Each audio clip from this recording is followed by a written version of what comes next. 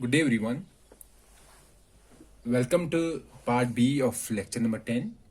So, in part A, we discussed about the sequential logic and we have discussed about the registers. And we said that registers or sequential logic elements, they are not only required to store the information, but they are also helpful in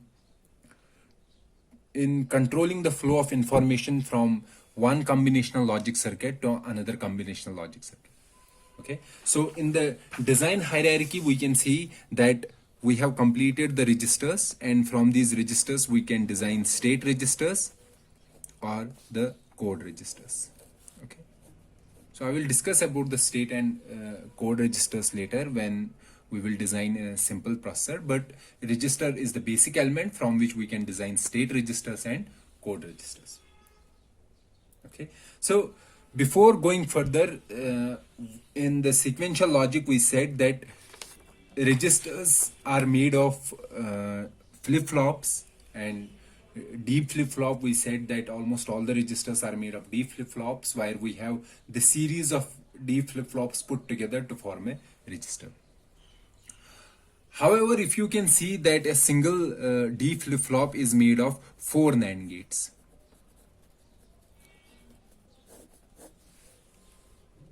Okay, and 4 NAND gates, and we know that every NAND gate is made of transistors, and each NAND gate, one NAND gate requires 4 transistors. So each flip-flop can be designed using 16 transistors. Okay, if we use the same flip-flops to design our memory, so memory is of very large size. Since our registers, for example, we can have 32 registers mostly in our processors, and if every register is of 32 bits, so we require 32 into 32, we can say 32 into 32 into 16 transistors. Okay, these are the number of transistors required. However, if we can see that our memory is of very large size, for example 4 gigabytes or 16 gigabytes, so for designing the memories using the flip-flops, okay, D flip-flops, that will require the large number of transistors, millions of transistors to design the memory. So to reduce the number of transistors required to our aim is to reduce the number of transistors to store a single bit, for storing single bit. Okay, so we want to design a memory. Our aim in this lecture is to design a memory.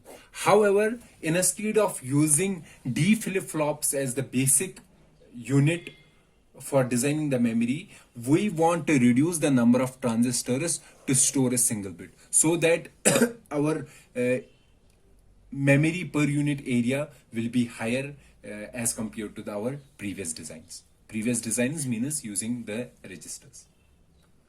So instead of cross-coupled pair of NAND gates, we want to have some other design where we can use lesser number of transistors to store a single bit. And one of the design choice is to use cross-coupled inverters. So this is our inverter.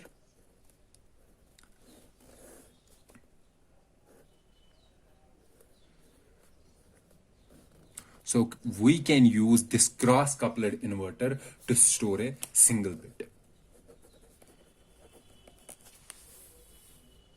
Okay, this cross-coupled inverter can be used to store a single bit. For example, let's say this is our output. This will be its inverter. So if this cell stores 1, so it will retain its value. For example, it is 1, out, this is 0. Because 1 goes here, so it becomes 0. So 0 is here, 0 comes here, it becomes 1. So 1 is retained in this cell. So in this particular cell, we have two, we can say the two terminals. So one terminal we consider as an output. For example, this is our output. This won't be considered. This is usually ignored. Like in D flip-flops also, we have a D flip-flop. Basically, there are two outputs, Q and Q bar. and one input, that is D, and we only take this as our output. This is it as complement.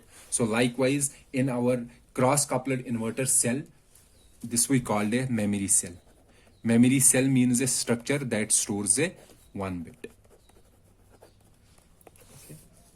So we have a cross coupled inverters that is used to store a single bit.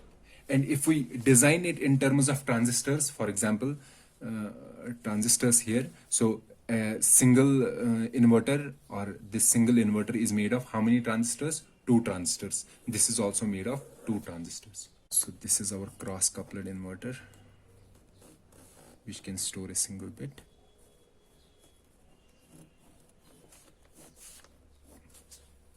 And moreover, here we have a switch.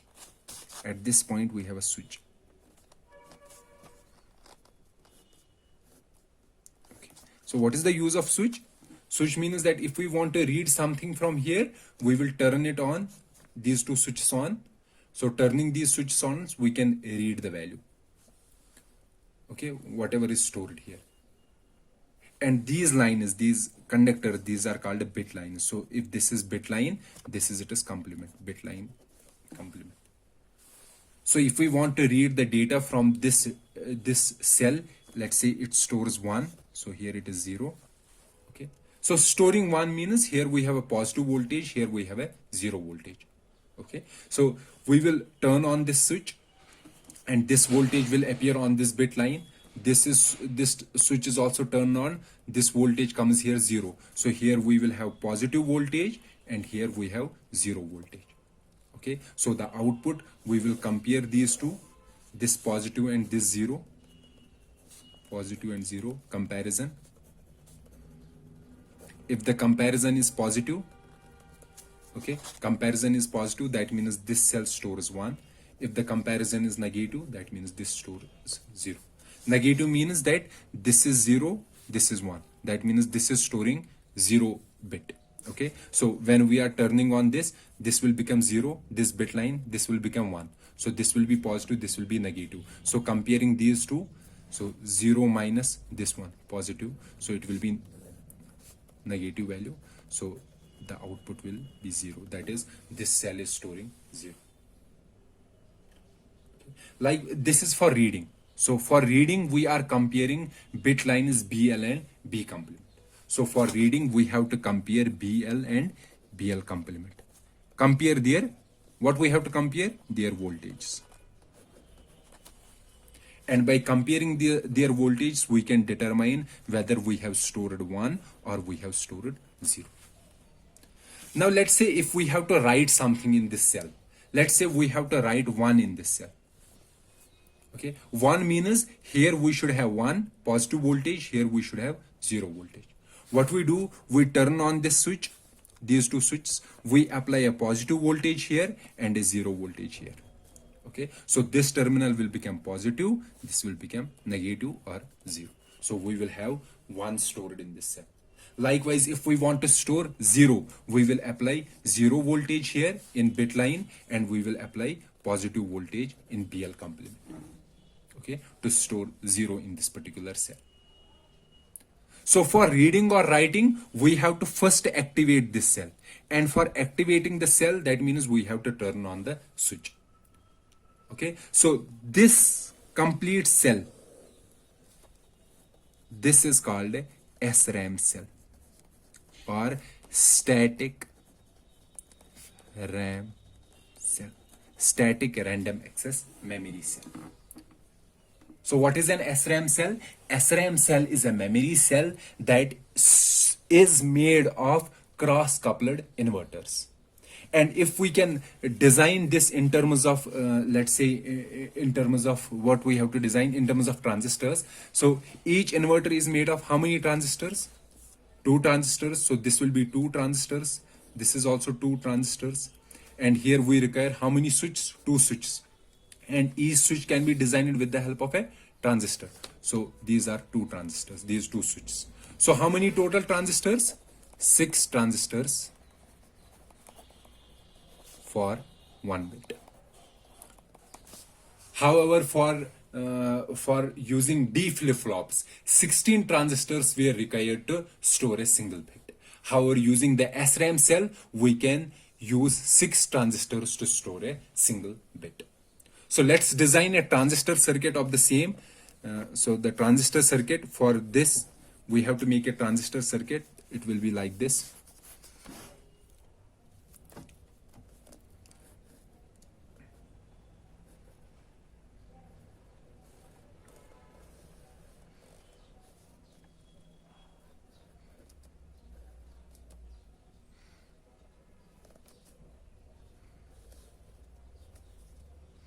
Since we have discussed how NAND gate, how this inverter can be made using transistors, so I am writing it directly.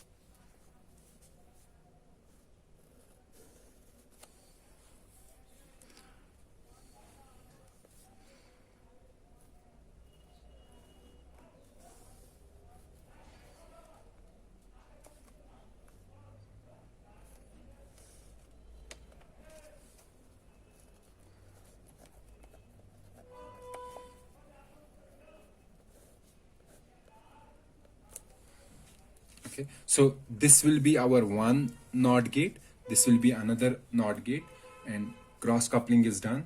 For cross coupling we have, so this is our output of one NAND gate, this is the output of another NOT gate. So you can see here the output of one NAND gate that is connected to a switch, and the output of this NAND gate is also connected to a switch.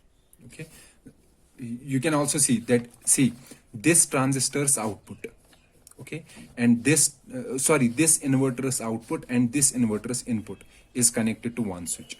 Likewise, this inverter's input and this inverter's output is connected to another switch. So this inverters, this is one inverter, this is another inverter, these are two inverters. So this inverter's output and this inverter's input, what is the input of this inverter, this specific inverter?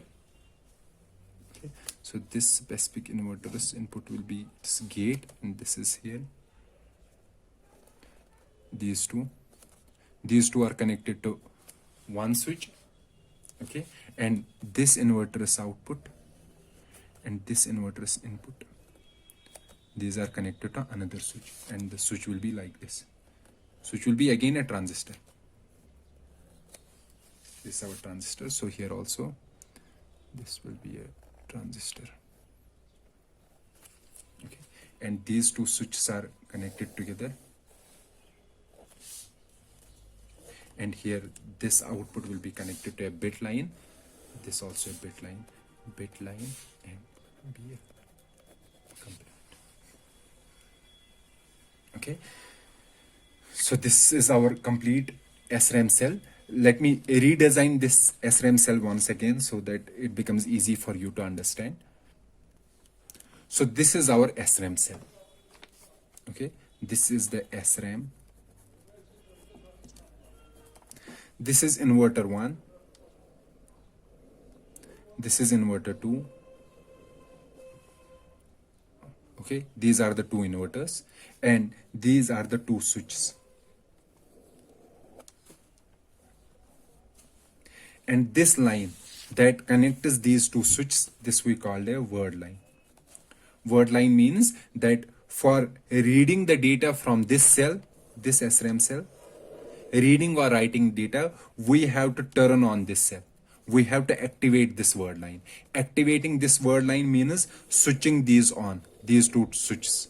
Switching these on, so then we can easily read or write data from this SRAM cell. Okay, so this is about the SRAM cells, and using these 6 transistors we can store a single bit.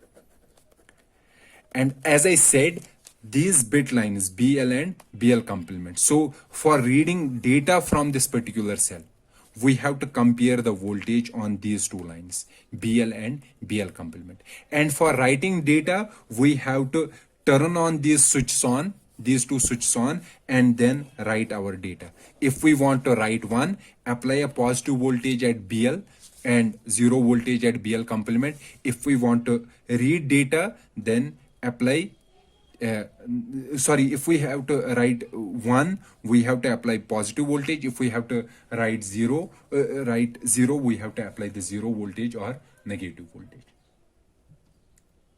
Okay. And as I said that for reading the data, I have to take the data from here.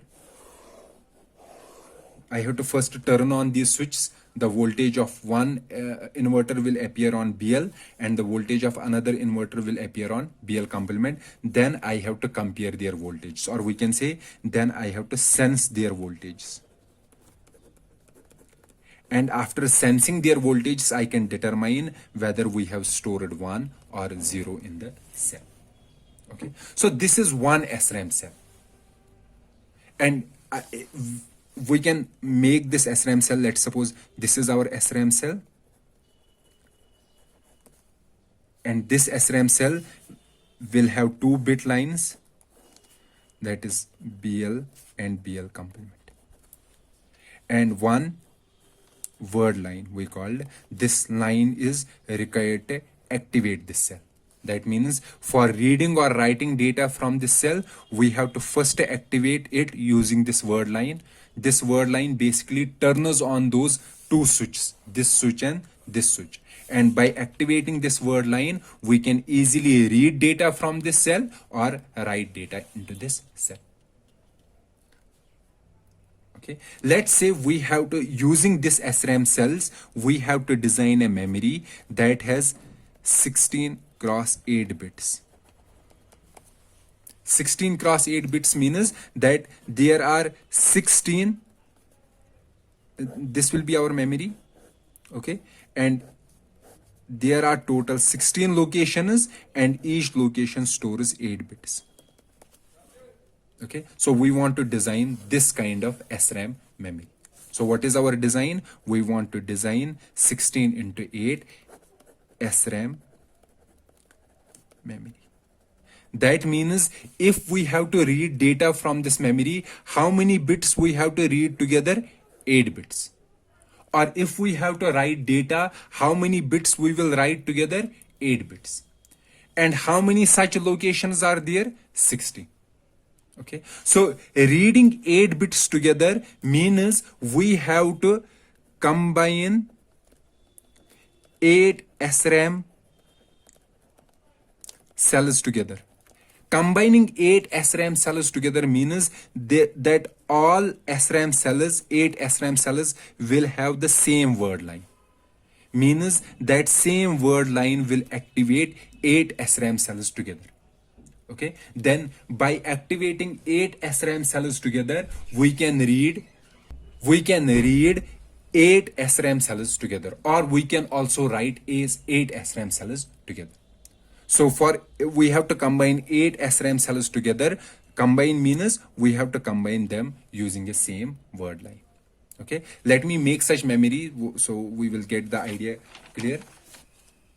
So we are saying that we have to design a memory. This is our memory.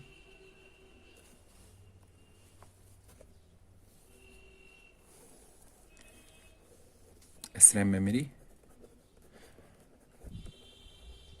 And in this memory, we are saying that we have 16 locations.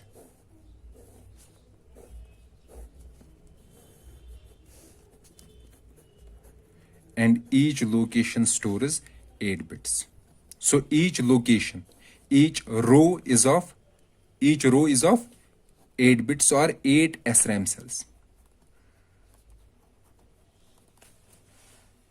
Since there are 16 locations, how many bits are required to address this memory? So we require 4 bits to address this memory. Okay, so if the bits are 0, 0, 0, 0, that means location this one, this row 0. If it is 0, 0, 0, 1, it means this location. Okay, so 4 bits will be required to address this memory. Based on the address, we will activate one row. One row means how many cells we have to activate? 8 SRAM cells. And by activating 8 SRAM cells, we can read 8 bits of data, or we can write 8 bits together. Okay, so let's make a memory of SRAM cells. So we want to design a memory where we have 16 rows. Okay, and each row will be having how many SRAM cells? 8 SRAM cells. And these 8 SRAM cells will be connected to a common word line. Or we can say the activate line. Okay, so how many total word lines will be there? There will be 16 word lines. So word line 1, word line 2, word line 0, word line 1 to word line 15. And when an address comes, based on this address, we will be having a decoder. So based on the address, it will choose one of the word line. Among these 16 word lines. So address will be of how many bits? 4 bits. Okay, so these 4 bits, it will select one of the word line based on this address. Okay, that particular word line is chosen. Let's suppose word line 2. So word line 2 is chosen. That means all 8 SRAM cells connected to word line 2 will get activated. Okay, all 8 SRAM cells will get activated. Then depending upon our functionality, whether we want to read or write, we carry out the operation accordingly. Okay, let's design that particular SRAM memory. So we want to have 16 rows, and each row should have how many cells? 8 SRAM cells. So let's say this is SRAM cell 1, SRAM cell. This is also SRAM cell. How many such cells? 8 cells in a single row. And we know that every SRAM cell has its bit line. So this is, let's say, bit line. This is bit complement. It is bit. Likewise, this SRAM cell will also have its own 2 bit lines. This will also has its own 2 bit lines. And this will also has its own bit lines. This is the one row. Okay, and we said that all their control lines or the switch lines, the word lines will be connected together. Let's say this is word line 0. Okay, so this is row 1, or we can say this is row 0. Now comes the another row. The another row will be like this. The bit line will remain same for these two, for the SRAM cells in the same column. Okay, so bit line will remain same, because these two cells will not get activated at the same time, because at one time only one row is activated. Either this row will get activated or this row will get activated. If this row gets activated, that means this bit line contains the data contained in this particular SRAM cell. However, if this row is activated, the data located on these bit lines will be the data stored in this particular SRAM cell. So that's why we are keeping the SRAM cells, we are keeping the bit lines common to the SRAM cells belonging to the same column. Okay, so this will be row 2. Likewise, and their word lines will be common to them. So their word line will be common, and we call it word line 1. Likewise, we have a third row.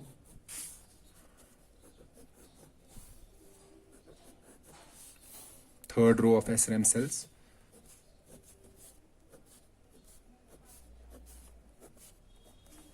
okay, and their word line, they will have a common word line connected to each other, and this particular word line we will call word line 2. So how many such rows will be there? There will be 16 such rows. And what is the last word line? The last word line will be word line 15. Okay, so this is our complete SRAM structure. And as I said that here we will have a decoder.